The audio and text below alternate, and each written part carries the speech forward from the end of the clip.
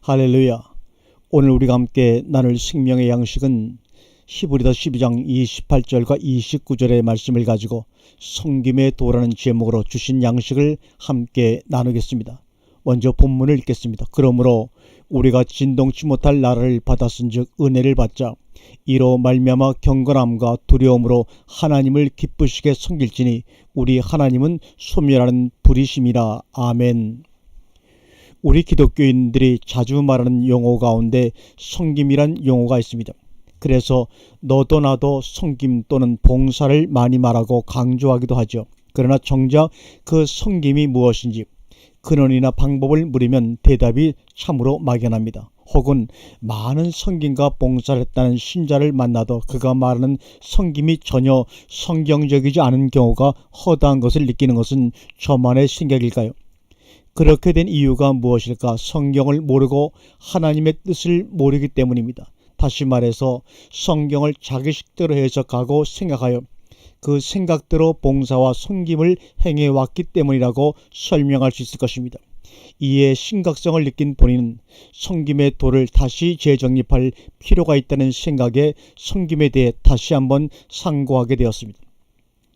성경에서 말하는 섬김도 종류가 몇 가지가 있죠. 오늘 우리가 본문으로 택한 히브리서 12장의 섬김은 하나님께 드리는 섬김을 말합니다. 우선 이 섬김부터 생각해 보기로 하겠습니다. 오늘 본문의 섬김은 단어적으로 라테레오입니다. 이 말은 라트리스에서 유래가 되었는데 라트리스란 말은 고용된 하인이란 말입니다. 그래서 하나님께 봉사하다, 즉 종교적인 경의를 표하다, 섬기다 또는 예배하다, 이것이 로마서 1장 25절과 오늘 히브리서 9장 14절 등에서 많이 사용된 단어입니다. 영어로는 to serve라고도 번역이 된 단어죠. 이 단어가 쓰인 것을 한번 살펴보겠습니다.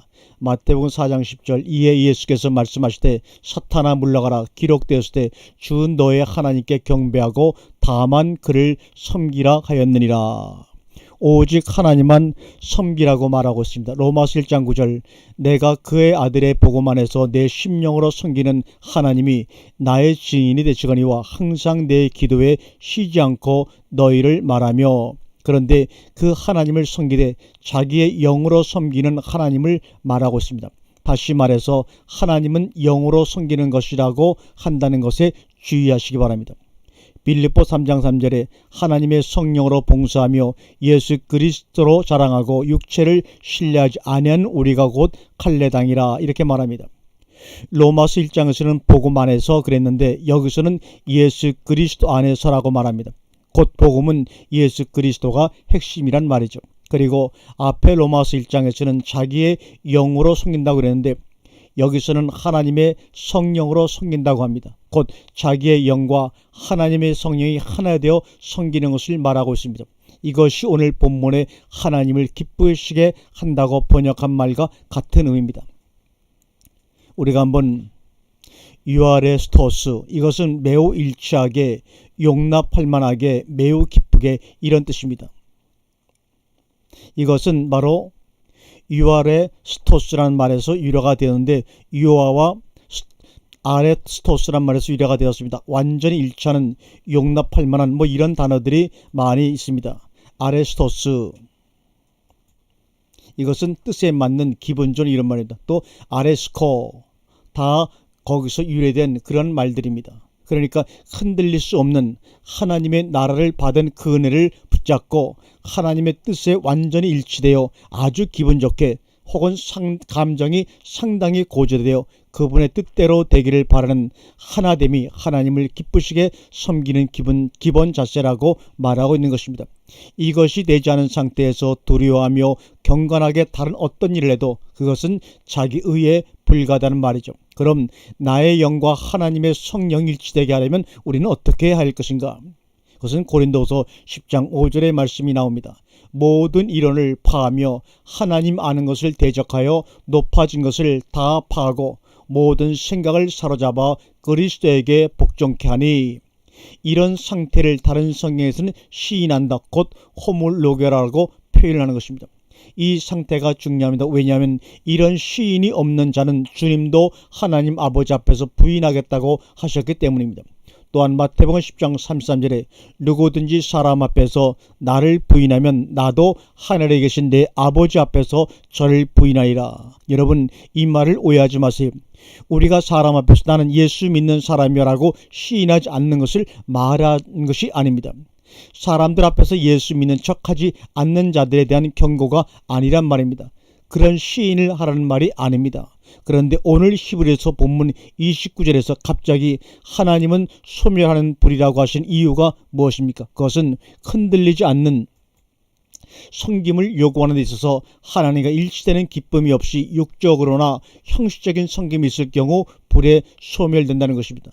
하나님이 불이 되어 소멸하신다고 하는 것입니다. 그것이 성경에 어디 나오는가? 시편 21편 9절에 내가 노할 때 저희로 풀무 같게 할 것이라 여호와께서 진노로 저희를 삼키시니 불이 저희를 소멸하리로다. 또 에레미야 5장 14절 그러므로 만군의 하나님 여호와가 이같이 말하노라 그들이 이 말을 하였은즉 볼지어다 내가 내 입에 있는 나의 말로 불이 되게 하고 이 백성으로 나무가 되게 하리니 그들이 그 불이 그들을 살리리라. 고린도전서 3장 13절입니다. 각각 공력이 나타날 터인데 그 날의 공력을 밝히는 이는 불로 나타나고 그 불이 각 사람의 공력이 어떠한 것을 시험할 것이니라. 그렇습니다. 하나님과 일치되지 않는 섬김은 반드시 불로 시험할 것인데 그때 인간적인 섬김은 모두 불탈 것이다 이 말입니다. 하나님은 영이시니 여러분의 영으로 성령과 함께 섬겨야 합니다. 그러니 인간적인 것으로 하나님을 섬기려 하지 말라. 하나님이 원하시고 하나님이 기뻐하시는 것을 찾으라. 이 섬김이란 단어는 또한 예배로도 번역이 되는데 예배도 하나님이 차이시는 성령과 진리로 예배하는 자를 찾으신다는 것을 잊지 마시기를 바랍니다. 따라서 라트리오의 섬김은 주로 신을 하나님이든지 우상이든지 신을 섬기는 데 사용된 단어입니다. 이제 또 하나의 섬김을 보도록 하겠습니다. 요한계시록 2장 19절입니다. 내가 내 사업과 사랑과 믿음과 섬김과 인내를 아노니 내 나중 행위가 처음 것보다 많도다. 이렇게 말씀합니다. 두아드라 교회에게 하신 칭찬에 속한 이 구절에 사용된 섬김이란 단어를 보겠습니다. 여기서는 아까 말한 여기서 말하는 라트리오란 단어를 사용하지 않고 여기서는 디아코니아를 사용했습니다. 이 디아코니아라는 것은 시중하다, 도움을 주다, 관리하다, 봉사하다 이런 뜻으로 쓰였습니다. 이 말은 디아코노스에서만 유래된 단어인데 이 디아코노스라는 것은 시종드는 사람, 기독교인 성생 혹은 목사, 집사 이런 뜻으로 얘기할 때 디아코노스라는 말을 씁니다. 그러므로 오늘 히브리에서 말한 그 섬김이란 말과 요한계시록에서 두아디라 교회에게 말한 섬김이란 단어는 헬라 원문으로 보게 되면 전혀 다른 단어입니다. 이 섬김은 어디에 사용됐는가 성경을 통해서 살펴보도록 하겠습니다. 첫 번째, 사도와 목사 등 종의 봉사의 직무에 대해서 얘기할 때 디아코니아라는 말을 쓰고 있습니다. 사도행전 1장 17절입니다. 이 사람이 본래 우리 수 가운데 참여하여 이 직무의 한 부분을 맡았던 자라. 6장 4절입니다. 우리는 기도하는 것과 말씀 전하는 것을 전무하리라. 사도행전 20장 24절입니다. 나의 달려갈 길과 주 예수께 받은 사명 곧 하나님의 은혜의 복음을 증거하는 일을 마치려 하면은 나의 생명을 조금도 귀한 것으로 여기지 아니하노라. 디모데전서 1장 12절입니다. 나를 능하게 하신 예수 그리스도 예수 우리 주께 내가 감사함은 나를 충성되 여겨 내게 직분을 맡기심이니. 이런 곳에 이 단어가 사용되었습니다. 목사는 교회 곧 성도를 섬기도록 직분이 주어진 것입니다. 그런데 목사의 교회 섬김은 어떻게 섬기는 것인가? 우선적인 것은 물질로 육체적인 노동으로 섬기는 것이 아니라 가장 우선적인 섬김의 방법이 말씀과 기도입니다. 바로 이 문제 때문에 목사란 직분이 이 땅에 세워진 것이죠. 이제 그럼 목사로서의 섬김을 성경에서 몇 군데 찾아 상고하도록 하겠습니다. 첫 번째, 목사의 섬김은 때를 따라 양식을 나누어줘야 합니다. 그것이 마태복음 24장 45절입니다. 충성되고 지혜 있는 종이 되어 주인에게 그 집 사람들을 맡아 때를 따라 양식을 나눠줄 자가 누구뇨? 때에 맞는 양식이 있다는 사실을 우리 목회자들은 기억해야 합니다. 그래서 서기관마다 옛 것과 새 것을 곳간에서 가져다가 나눠 주는 자가 되어야 한다고 한 것입니다. 그것이 바로 마태복음 13장 52절의 말씀이죠. 이스라엘이 애굽의 양식과 광야의 양식과 가나안의 양식이 각각 다름을 알아야 합니다. 그런데 그저 옛 신앙의 선진들 것만 답습하고 앵무새처럼 되풀이해서야 되겠습니까? 우리가 이스라엘이 애굽의 양식은 뭡니까? 고기 까마귀 곁에 양식 부추와 마늘과 외등입니다. 광야의 양식은 만나와 반석의 물입니다. 가나안의 양식은 가나안의 소산이죠. 선진들의 신앙을 기초로 하여 더 발전시키고 나아가야 합니다. 점진적인 계시를 믿는다면 당연히 우리는 그렇게 해야만 합니다. 옛 신앙에 머물러 있으면 안 됩니다. 옛 신학 사상에만 붙잡혀 있으면 안 됩니다. 구약의 것이 성취되면서 신약의 새 언약, 새 피조물, 새 계명, 새 노래, 새 예루살렘, 새 하늘과 새 땅의 자리로 나아가야 한다는 말입니다. 이것을 하지 않는 종은 주인이 오실 때 그 책망을 각오해야 합니다. 이 양식을 나누어주는 문제에 대해 아주 좋은 성경적인 예가 있습니다. 바로 그것이 오병이어의 그것입니다. 마태복음 14장 19절과 21절입니다. 무리를 명하여 잔디 위에 앉히시고 떡 5개와 물고기 2마리를 가지사 하늘을 우러러 축사하시고 떡을 떼어 제자들에게 주심에 제자들이 무리에게 주니 다 배불리 먹고 남은 조각을 12바구니에 차게 거두었으며 먹은 사람은 여자와 아이 외에 5,000명이나 되었더라. 주님의 축사입니다. 그런 다음에 제자들에게 주십니다. 그리고 제자들이 백성들에게 나누어 줍니다. 이것이 양식의 전달 과정입니다. 제자된 목사들은 주님에게 가서 떡을 받아와야 합니다. 성령의 계시를 통해 깨달은 말씀이 바로 그것입니다. 그 받은 바 말씀을 가지고 성도들에게 나아가 나누어 주어야 합니다. 그런데 그 양식이 부족하다고 했는 거 아닙니다. 항상 넘칩니다. 이 사역이 바로 우리 목회자들의 목회의 핵심입니다. 그와 같이 성도들도 재직이나 직분자들은 동일하게 목사에게 나와 섬김과 봉사의 재료를 받아가야 합니다. 그래서 일사불란하게 질서가 유지되어야 합니다. 그런데 중요한 것은 주인에게 가까이 간 제자들만 그 떡과 고기가 어디서 나오는지를 안다는 사실입니다. 동일하게 목사에게 가까이 협력한 자만이 그 섬김과 봉사의 능력이 어디서 나오는지를 알게 됩니다. 그냥 편안하게 자기 자리에 자꾸 앉아서 받아먹는 자들은 편할지는 모르지만 깨달거나 아는 일에 부족합니다. 영생은 그리스도와 그의 보내신 하나님을 아는 것이 영생이라고 말하지 않습니까? 받는 자만 아는 복을 누가 받을 것인가? 귀 있는 자는 들을지어다. 이것이 바로 요한계시록 2장의 내용들 아닙니까? 두 번째, 이 목회자들은 작은 일에 충성해야 합니다. 그것이 마태복음 25장 21절입니다. 그 주인이 이르되 잘하였도다 착하고 충성된 종아, 내가 작은 일에 충성하였으며 내가 많은 것으로 내게 맡기리니 내 주인의 즐거움에 참여할지어다 하고, 인간이 하는 일은 참으로 하나님께서 보실 땐 작은 일입니다. 왜냐하면 아무리 위대하게 보이는 업적을 남긴 것 같아도 그것은 작은 일입니다. 주님께서 내가 한 일도 할 것이요 이보다 큰 일도 하리니, 그렇게 말씀하신 것을 가지고 인간도 하나님보다 큰 일도 할 수 있다고 까부는 것은 정말로 어리석은 일이죠. 작은 일이라는 것은 일의 크기를 말하는 것이 아닙니다. 그래서 주님은 기껏해야 12명의 제자를 남기고 가셨지만 나는 몇천 명, 몇만 명을 목회했다고 하는 자랑만큼 어리석은 짓은 정말로 없습니다. 주님이 육체를 가지고 하신 일은 제한을 받을 수밖에 없었지만, 그래서 이스라엘과 갈릴리 근처를 사역지로 정하여 일하셨지만 보혜사 성령으로 다시 오신 이후에는 시대와 장소, 환경과 공간 등을 제한받지 않으시고 엄청난 일을 하십니다.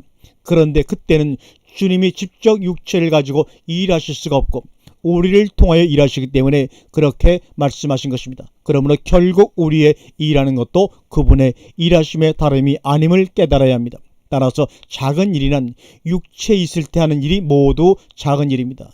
육체를 가지고 하는 일이 그것이란 의미입니다. 또한 주어진 일, 시킨 일, 맡겨진 일 등을 하는 것이 작은 일입니다. 주님도 아버지께서 시키는 대로 행하시다가 가셨습니다. 우리도 우리 안에서 말씀하시는 성령의 인도를 따라 행하고 사는 것이 바로 작은 일입니다.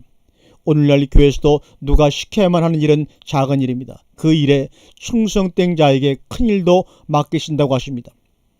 작은 일을 그래서 남의 일이라고 하는 것입니다. 남의 것에 충성된 자는 자기 것에 대한 분깃을 얻을 수 있을 것입니다. 세 번째, 해산의 수고를 해야 합니다. 그것이 바로 갈라디아 4장 19절에 말씀하고 있습니다. 나의 자녀들아, 너희 속에 그리스도의 형상이 이루기까지 다시 너희를 위하여 해산하는 수고를 하노니. 이게 목회의 가장 중요한 중심이요 목적입니다. 신자들 속에 그리스도의 형상이 이루어지기까지 해산의 수고를 하는 것입니다. 신자들로 하여금 목사의 말을 잘 듣게 만드는 것이 목회의 목적이 아니라 그들 안에 그리스도의 형상이 이루어지면 자연스럽게 말씀 앞에 순종하는 신자들이 될 것입니다. 목사가 말씀의 사람이 되고 신자들도 안에 그리스도의 형상이 이루어진다면 도대체 무엇이 문제가 되겠습니까?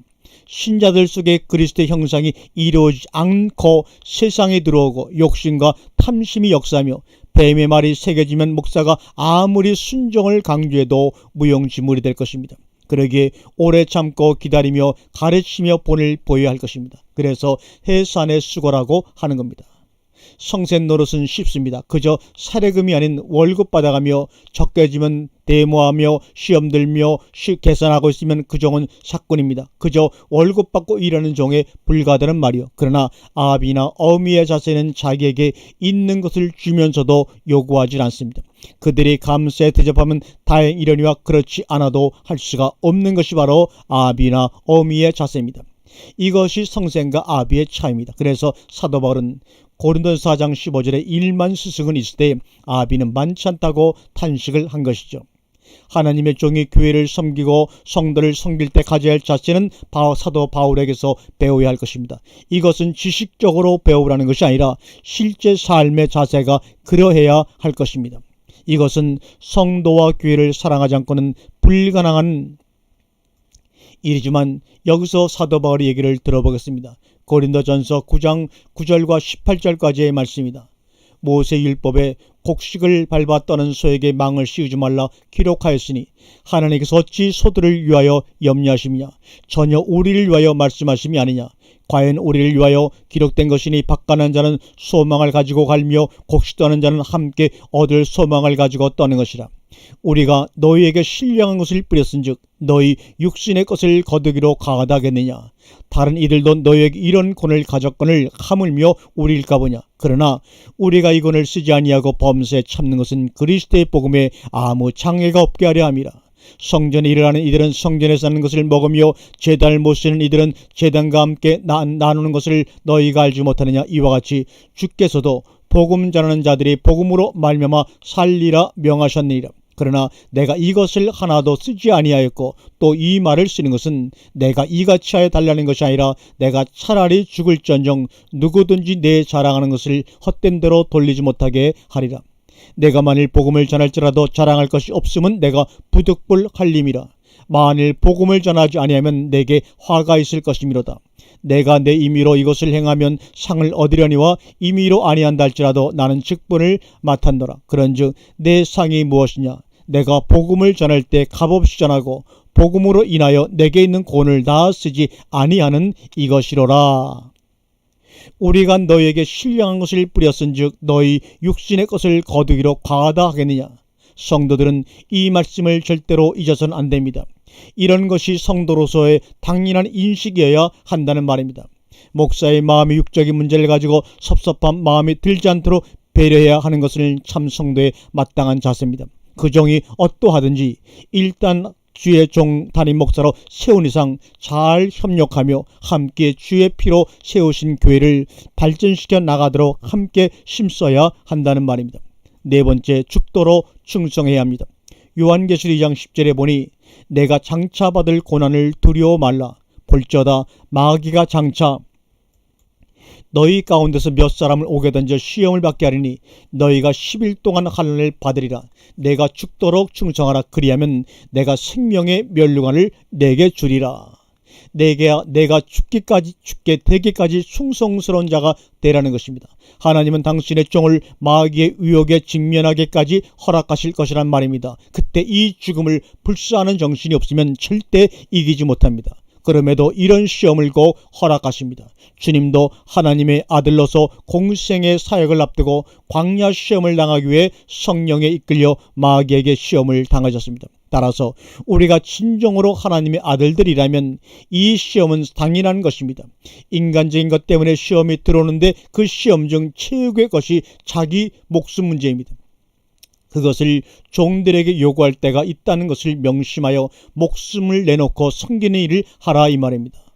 두 번째는 성도들의 봉사 직무에 대해서 섬김에 대한 부분을 우리가 함께 살펴봅니다. 누가복음 10장 40절에 마르다는 준비한 일이 많아 마음이 분주한지라 예수께 나아가 가로되 주여 내 동생이 나 혼자 일하게 두는 것을 생각지 아니하시나이까 저를 명하사 나를 도와주라 하소서.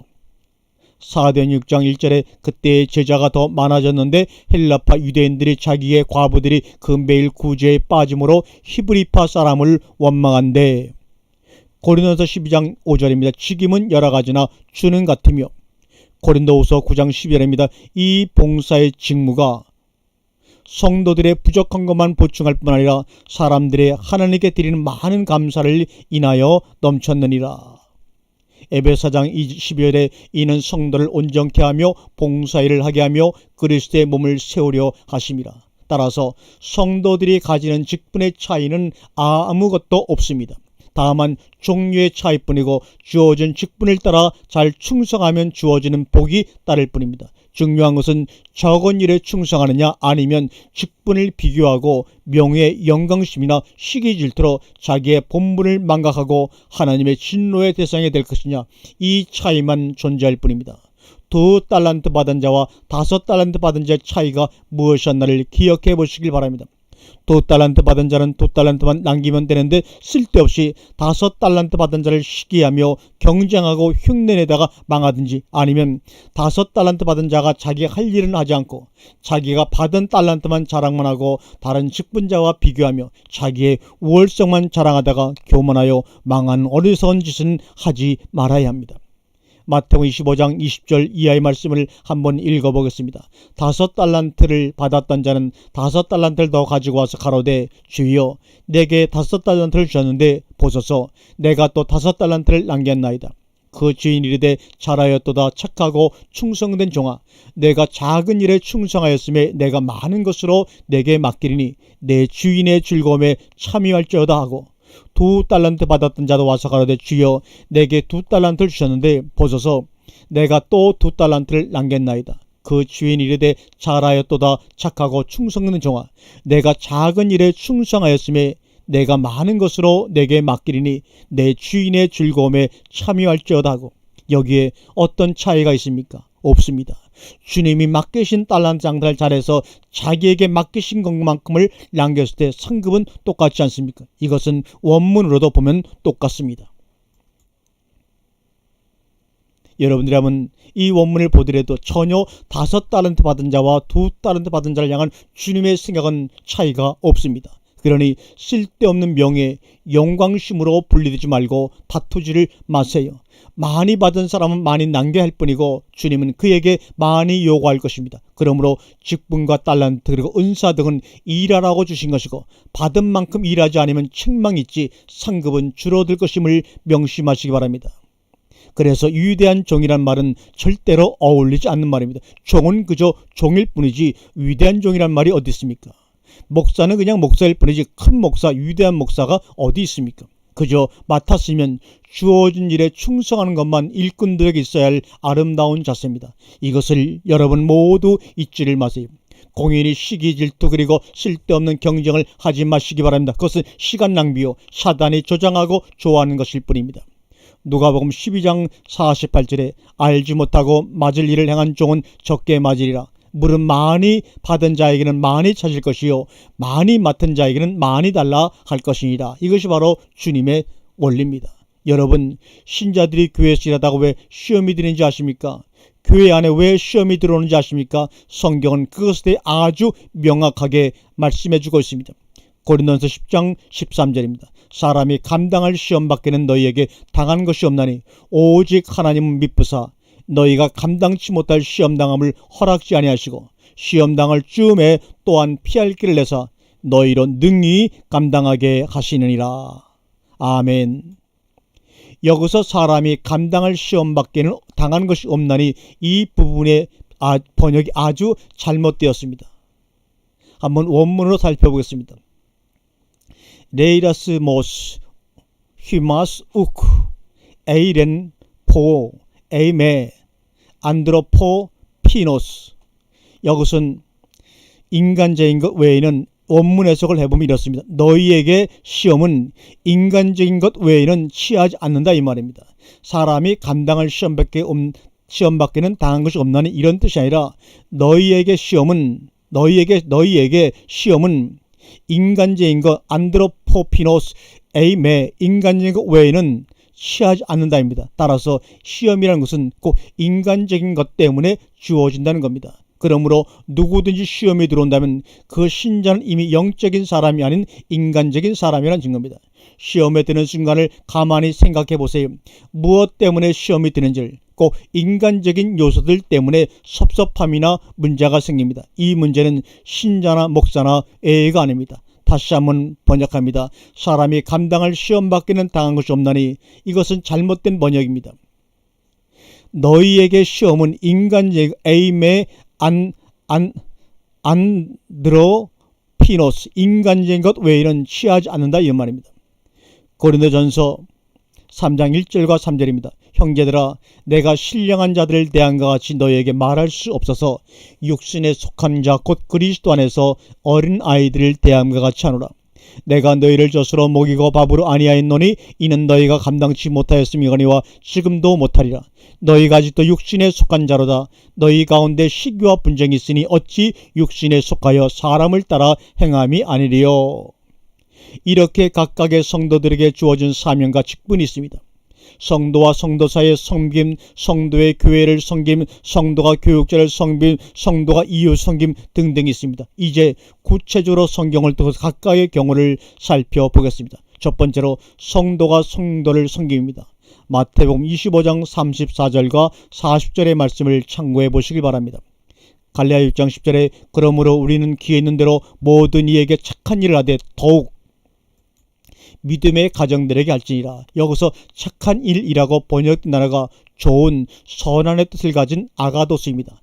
이것은 노력해야 하는 일입니다. 노력을 하되 내가 누구에게 무엇을 했다라는 의식이 생기지 않도록 모든 이에게이고 특히 믿음의 가정들에게 할 때는 더욱 그에 대한 단속이 중요하다 이 말입니다. 이것이 잘 나타난 것이 바로 마태복음 25장 34절부터입니다. 거기서 지극히 작은 자에게 한 것이 곧 나에게 한 것이라고 한 말씀을 기억하십시오. 지극히 작은 자가 누구입니까? 기억에도 남지 않은 존재들입니다. 부자의 집 앞에서 구걸하던 나사로 같은 인물, 여러분이 전혀 의식하지 않은 상태에서 구제하거나 대접했던 이름 없는 많은 서민들, 목사나 장로, 집사, 권사 등은 다 압니다. 그러나 보잘것없이 직분도 없고 무명한 대상인데, 무명한 목사인데 그에게 행한 것이 곧 주님에게 한 것이라고 인정받는다는 것입니다. 그래서 부자를 초대하지 말라고 한 것입니다. 왜냐하면 다시 대접하여 갚아버릴 것이기 때문입니다. 두 번째, 성도가 교회를 섬깁니다. 이것은 로마서 12장 4절과 21절의 말씀을 참고하시길 바랍니다. 성도가 교회를 섬기는 것은 각종 은사를 가지고 섬기는 것이 1차적인 섬김입니다. 누구에게든 은사는 있다는 것이 성경의 가르침입니다. 로마서 12장을 보세요. 거기에 우리 성도들에게 주어진 은사를 따라 섬기는 것이 다양하게 나와 있습니다. 여기서 일일이 시간을 들여 설명할 틈이 없으니 그냥 읽고 성령의 가르침을 기다리세요. 충분히 이해할 수 있을 줄로 저는 믿습니다. 세 번째, 성도가 교육자를 섬깁니다. 갈라디아 6장 6절의 말씀을 꼭 읽어보시기 바랍니다. 오늘은 갈라디아 4장 13절과 15절의 말씀입니다. 내가 처음에 육체의 약함을 인하여 너희에게 복음을 전하는 것을 너희가 아는 바라. 너희를 시험하는 것이 내 육체에 있을 때 이것을 너희가 업신여기지도 아니하며 버리지도 아니하고 오직 나를 하나님의 천사와 같이 또는 그리스도 예수와 같이 영접하여도다. 너희의 복이 지금 어디 있느냐? 내가 너희에게 증거하노니 너희가 할 수만 있었다면 너희의 눈이라도 빼어 나를 주었으리라. 아멘. 너희를 시험하는 것이 내 육체에 있으되 이것을 너희가 업신여기지도 아니하며 버리지도 아니하고 오직 나를 하나님의 천사와 같이 또는 그리스도 예수와 같이 영접하였도다. 이것은 인간적인 면을 보지 않았다는 말입니다. 우리 신자가 시험에 드는 이유가 무엇 때문이라고 합니까? 인간적인 요소 때문이라고 했습니다. 목사도 성도들에게 시험에 들지 않으려면 어떻게 나에게 이럴 수가 있는가 하는 마음이 들지 않아야 하고, 성도도 목사에게 어떻게 저런 사람이 목사가 되었는가라고 하지 말아야 합니다. 서로가 서로에게 육체로 판단하지 않는 의식이 있어야 복을 받는다 이 말입니다. 그래서 바울도 이제는 그 누구라도 육체대로 판단하지 않겠다고 선언합니다. 고린도서 5장 16절과 17절의 말씀이죠. 그러므로 우리가 이제부터는 아무 사람도 육체대로 알지 아니하노라. 비록 우리가 그리스도도 육체대로 알았으나 이제부터는 이같이 알지 아니하노라. 그런즉 누구든지 그리스도 안에 있으면 새로운 피조물이라. 이전 것은 지나갔으니 보라 새 것이 되었도다. 그래서 육체대로 판단하지 않는 정신을 가진 신자가 가리키는 자와 함께 할 것이 과연 무엇인가? 갈라디아 6장 6절입니다. 가르침을 받는 자는 말씀을 가르치는 자와 모든 좋은 것을 함께 하라.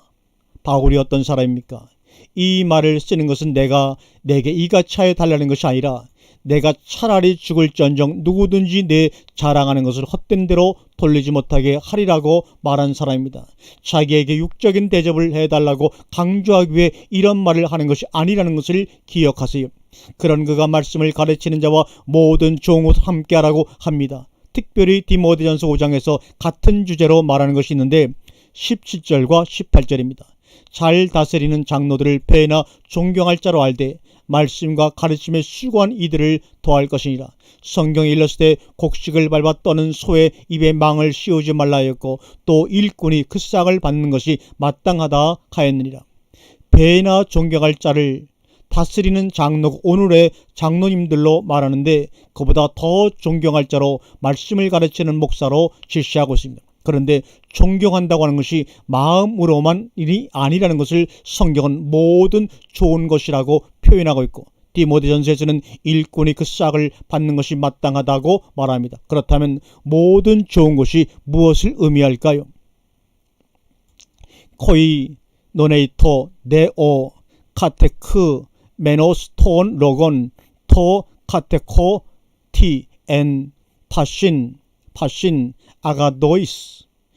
코이노네이토라는 말은 친구, 동반자, 반려자라는 개념이 있는 단어입니다. 여기서 좋은 것은 아가도이스, 좋은 것은 아비가 자식을 사랑하여 무엇이든지 좋은 것으로 주려고 하는 것처럼 사랑으로 대하여 나누는 것을 말합니다. 무엇이든 자기에게 좋은 것은 목사에게도 좋은 것인 줄 알아 제공하는 것을 말합니다. 즉 그것은 사랑으로 한다면 영적인 것이든 물질적인 것이든 다 해당이 됩니다. 그렇게 말할 수 있는 것은 디모데전서 5장 18절에는 분명히 소가 먹을 싹에 대해 비유하였고, 마태복음 7장 12절에는 아비가 자식을 생각하는 마음으로 준비하는 것에 대해 말했기 때문이며, 그리고 이어서 하나님 아버지께서 너희에게 좋은 것 곧 성령을 주시지 않겠느냐고 하신 것 등입니다.